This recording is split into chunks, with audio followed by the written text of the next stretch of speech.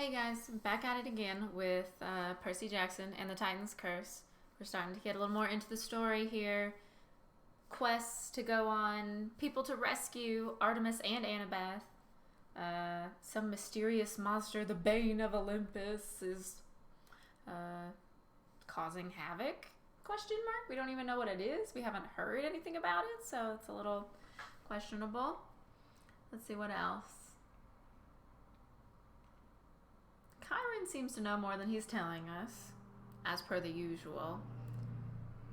And Talia, Grover, Zoe, Bianca, and another hunter are going on this quest to go rescue Artemis without Percy.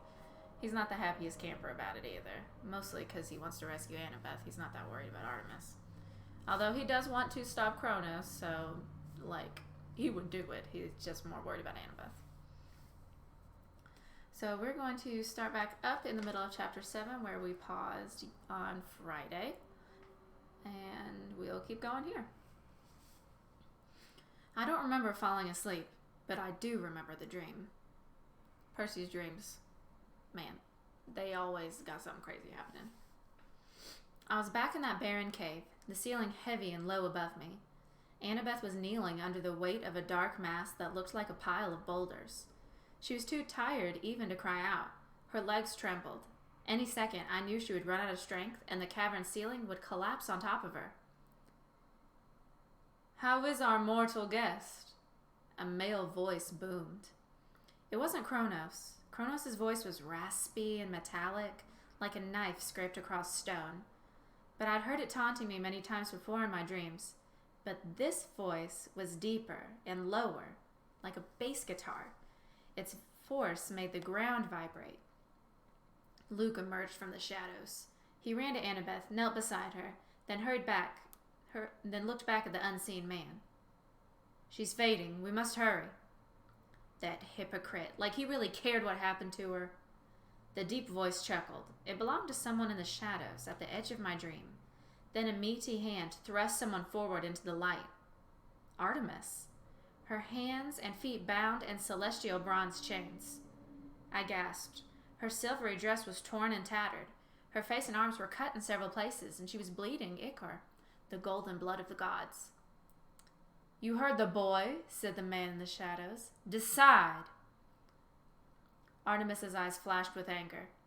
I didn't know why she just didn't will the chains to burst, or make herself disappear, but she didn't seem to be able to.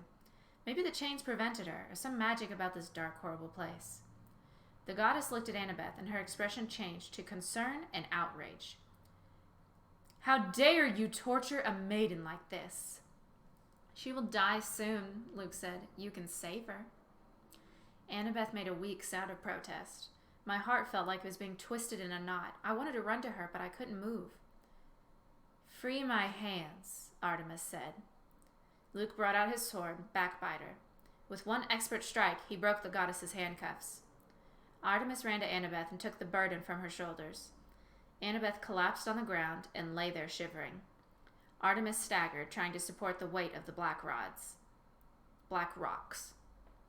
The man in the shadow chuckled. "You are as predictable as you were easy to beat, Artemis." "You surprised me," the goddess said, straining under her burden. "It will not happen again." "Indeed it will not," the man said. "Now you are out of the way for good. I knew you could not resist helping a young maiden in need. That is, after all, your specialty, my dear." Artemis groaned. "You know nothing of mercy, you swine." "On that," the man said, "we can agree. Luke, you may kill the girl now." "No!" Artemis shouted. Luke hesitated. She may be useful, sir. Further bait." "Bah, you believe that?" "Yes, General. They will come for her, I'm sure." The man considered. "Then the Draconet can guard her here, assuming she does not die from her injuries. You may keep her alive until winter solstice. After that, if our sacrifice goes as planned, her life will be meaningless anyway. The lives of all mortals will be meaningless." Luke gathered up Annabeth's listless body and carried her away from the goddess. "You will never find the monster you seek," Artemis said. "Your plan will fail." How little you know, my young goddess, the man in the shadows said. Even now your darling attendants begin their quest to find you. They shall play directly into my hands. Now, if you'll excuse us, we have a long journey to make. We must greet your hunters and make sure their quest is challenging. And the man's laughter echoed in the darkness, shaking the ground until it seemed the whole cavern's ceiling would collapse. I woke with a start. I was sure I'd heard a loud banging. I looked around the cabin. It was dark outside. The salt spring still gurgled. No other sounds but the hoot of an owl in the woods and the distant surf on the beach. In the moonlight on my nightstand was Annabeth's New York Yankees cap. I stared at it for a second, and then... bang, bang! Someone or something was pounding on my door. I grabbed Riptide and got out of bed. Hello? I called. Thump, thump. I crept to the door. I uncapped the blade, flung open the door, and found myself face to face with a black Pegasus. Whoa, boss! Its voice spoke in my mind as it clopped away from the sword blade. I don't want to be a horse kebab! Its black wings spread in alarm, and the wind buffeted me back a step. Blackjack, I said, relieved but a little irritated. It's the middle of the night. Blackjack huffed. Ain't either, boss. It's 5 a.m. What you still sleeping for? How many times have I told you, don't call me boss? Whatever you say, boss. You're the man. You're my number one. I rubbed the sleep out of my eyes and tried not to let the Pegasus read my thoughts. That's the problem with being Poseidon's son. Since he created horses out of sea foam, I can understand most equestrian animals, but they can understand me too. Sometimes. Like in Blackjack's case, they kind of adopt me. See, Blackjack had been a captive on board Luke's ship last summer until we caused a little distraction that allowed him to escape. I'd really had very little to do with it, seriously, but Blackjack credited me with saving him. Blackjack, I said, you're supposed to stay in the stables. Meh, the stables. You see Chiron in the stables? Well, no. Exactly, listen, we got another little sea friend that needs your help. Again? Yeah, I told the hippocampi I'd come get you. I groaned. Anytime I was anywhere near the beach, the hippocampi would ask me to help them with their problems. And they had a lot of problems. Beached whales, porpoises caught in fishing nets, mermaids with hangnails. They'd call me to come underwater and help. All right, I said, I'm coming. You're the best, boss. And don't call me boss. Blackjack whinnied softly. It might have been a laugh. I looked back at my comfortable bed. My bronze shield still hung on the wall, dented and unusable. And on my nightstand was Annabeth's magic Yankees cap. On an impulse, I stuck the cap in my pocket. I guess I had a feeling even then that I wasn't coming back to my cabin for a long, long time. Now we're starting chapter 8. I make a dangerous promise. Blackjack gave me a ride down the beach, and I have to admit it was cool. Being on a flying horse, skimming over the waves at 100 miles an hour, with the wind in my hair and the sea spray in my face, hey, it beats water skiing any day. Here, Blackjack slowed and turned in a circle. Straight down! Thanks. I tumbled off his back and plunged deep into the icy sea. I'd gotten more comfortable doing stunts like that the past couple of years. I could pretty much move however I wanted to underwater, just by willing the ocean currents to change around me and propel me along. I could breathe underwater no problem, and my clothes never got wet unless I wanted them to. I shot down into the darkness. 20, 30, 40 feet. The pressure wasn't uncomfortable. I'd never tried to push it to see if there was a limit to how deep I could dive. I knew most regular humans couldn't go past 200 feet without crumpling like an aluminum can. I should have been blind, too, this deep in the water, and at night, too. But I could see the heat from living forms, and the cold of the currents. It's hard to describe. It wasn't like regular seeing, but I could tell where everything was. As I got closer to the bottom, I saw 3 hippocampi, fish-tailed horses, swimming in a circle around an overturned boat. The hippocampi were beautiful to watch. Their fishtails shimmered in rainbow colors, glowing phosphorescent. Their manes were white, and they were galloping through the water the way nervous horses do in a thunderstorm. Something was upsetting them. I got closer and saw the problem. A dark shape, some kind of animal, was wedged halfway under the boat and tangled in a fishing net, one of those big nets they use on trawlers to catch everything at once. I hated those things. It was bad enough that they drowned porpoises and dolphins, but they also occasionally caught mythological animals. When the nets got tangled, some lazy fisherman would just cut them loose and let the trapped animals die. Apparently, this poor creature had been mucking around on the bottom of the Long Island Sound and had somehow gotten itself tangled in the net of this sunken fishing boat. It had tried to get out and managed to get even more hopelessly stuck, shifting the boat in the process. Now, the wreckage of the hull, which was resting against a big rock, was teetering and threatening to collapse on top of the tangled animal. The hippocampi were swimming around frantically, wanting to help but not sure how. One was trying to chew the net, but hippocampi teeth just aren't meant for cutting rope. Hippocampi are really strong, but they don't have hands, and they're not all that smart. "Free it, Lord," a hippocampus said when it saw me. The others joined in, asking the same thing. I swam in for a closer look at the tangled creature. At first I thought it was a young hippocampus. I'd rescued several of them before. But then I heard a strange sound, something that did not belong underwater. Moo! I got next to the thing and saw that it was a cow. I mean, I'd heard of sea cows, like manatees and stuff, but this really was a cow, with the back end of a serpent.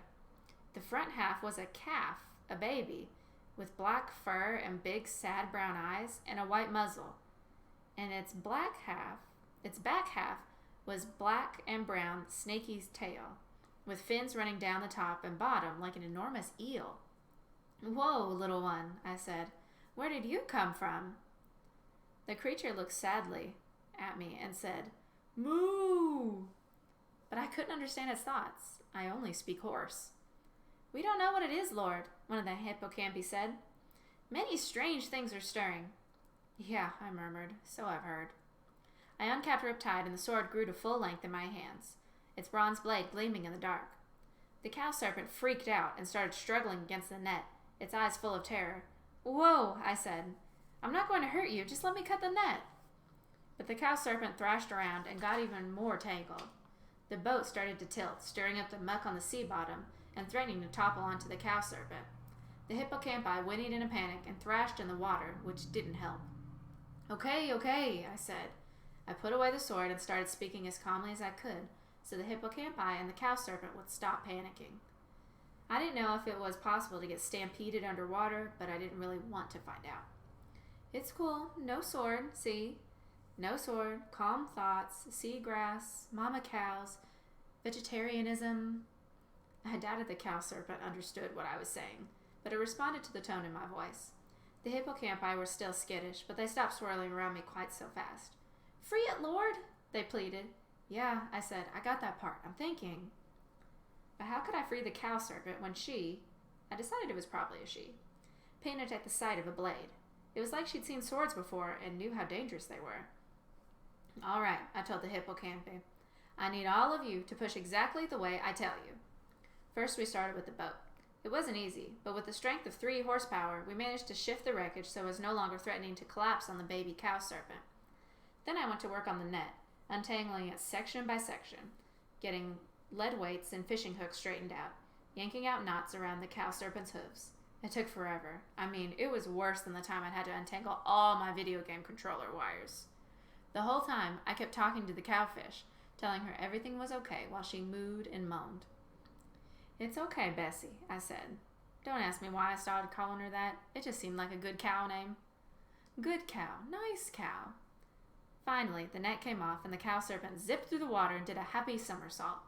The hippocampi whinnied with joy. "Thank you, Lord!" "Moo!" The cow serpent nuzzled me and gave me the big brown eyes. "Yeah," I said. "That's okay. Nice cow. Well, stay out of trouble, okay?" Which reminded me, I'd been underwater how long? An hour at least. I had to get back to my cabin before Argus or the Harpies discovered I was breaking curfew. I shot to the surface and broke through. Immediately, Blackjack zoomed down and let me catch hold of his neck. He lifted me into the air and took me back toward the shore. "Success, boss?" "Yeah, we rescued a baby something or another. Took forever. Almost got stampeded." "Good deeds are always dangerous, boss. You saved my sorry mane, didn't you?" I couldn't help thinking about my dream, with Annabeth crumpled and lifeless in Luke's arms. Here I was rescuing baby monsters, but I couldn't save my own friend. As Blackjack flew back toward the cabin, I happened to glance at the dining pavilion. I saw a figure. A boy hunkered down behind a Greek column, like he was hiding from someone. It was Nico, but it wasn't even dawn yet. Nowhere near time for breakfast. What was he doing up there? I hesitated. The last thing I wanted was more time for Nico to tell me about his mytho-magic game. But something was wrong. I could tell by the way he was crouching. Blackjack, I said. Set me down over there, will you? Behind that column.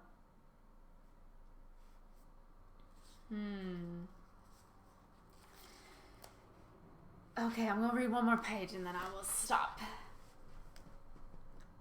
I almost blew it. I was coming up the steps behind Nico. He didn't see me at all. He was behind a column, peeking around the corner, all his attention focused on the dining area. I was 5 feet away from him, and I was about to say, "What are you doing?" real loud when it occurred to me that he was pulling a Grover. He was spying on the hunters.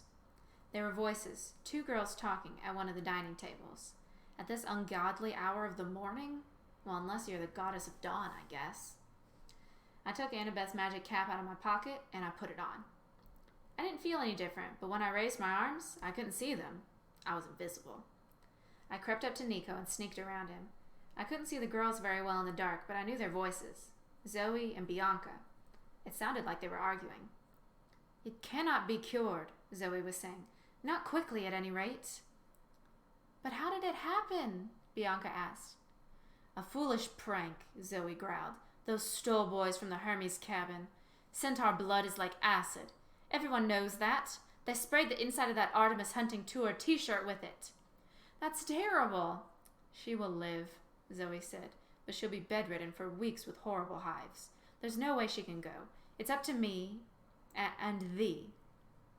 "But the prophecy," Bianca said. "If Phoebe can't go, we only have 4. We'll have to pick another." "There's no time," Zoe said. "We must leave at first light. That's immediately. Besides, the prophecy said we would lose one." "In the land without rain," Bianca said. "But that can't be here." "It might be," Zoe said, though she didn't sound very convinced. "The camp has magic borders. Nothing, not even weather, is allowed in without permission. It could be a land without rain." "But, Bianca, hear me." Zoe's voice was strained. I can't explain, but I have a sense that we should not pick someone else. It'd be too dangerous. They would meet an end worse than Phoebe's. I don't want Chiron choosing a camper as our 5th companion. And I don't want to risk another hunter." Bianca was silent. "You should really tell Talia the rest of your dream." "No, it would not help. But if your suspicions are correct about the general..." "I have thy word not to talk about that," Zoe said. She sounded really anguished. "We will find out soon enough. Now come, dawn is breaking." Nico scooted out of the way. He was faster than me. As the girl sprinted down the steps, Zoe almost ran into me. She froze, her eyes narrowing. Her hand crept toward her bow, but then Bianca said, "The lights of the big house are on. Hurry!" And Zoe followed her out of the pavilion. All right. There's our pausing point for middle of chapter 8, I believe. Yep.